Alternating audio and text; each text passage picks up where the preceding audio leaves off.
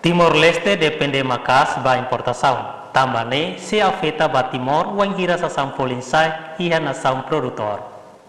Label halo produção, então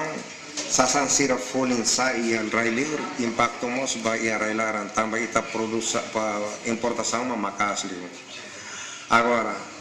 atu insa per bela halo estabelece folin tem que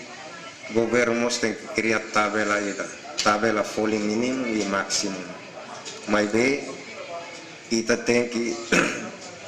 comunidade de agricultura celular tem que alo produção. Se ita lá produz quando ia livre né, se taka tomak dem pelabele alo exportação sasang básica. Ita bele mate amala tamane maguluka karena kolia ita anasam fale bainaka ia itanya umaras. Se emaselo mai te ita hanga emaselo mai te ita laha idan exemplo ita wan yaudian ita import sasam barak liune ita importação kon ema diambe gansela tempo exporta ba rali antau ita heinde hein mate amla de ita no também ita lalo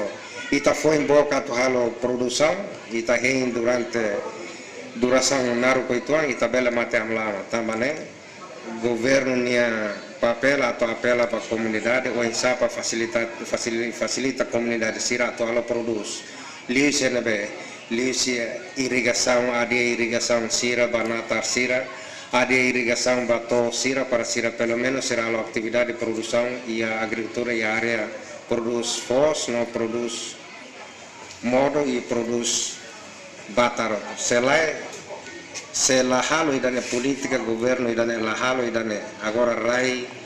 natar barak maktoba tambah lagi irrigação lá dia be mai força lori e depois irrigação la halo manutenção ba irrigação né rai barak maktoba do turliona ita la fano rai né para to abela halo produção tuir lolos né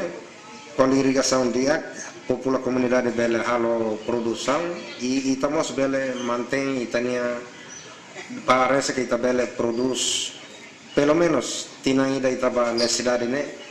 25% bahia railaran e depois nem kita sai na produção ba 50 e depois itu 75% sai bebê que Itabela 100% ba itania produz railaran né para sustentar ia alimentos railaran. Kita haluhang like, comment, subscribe e no mos belefai tutang.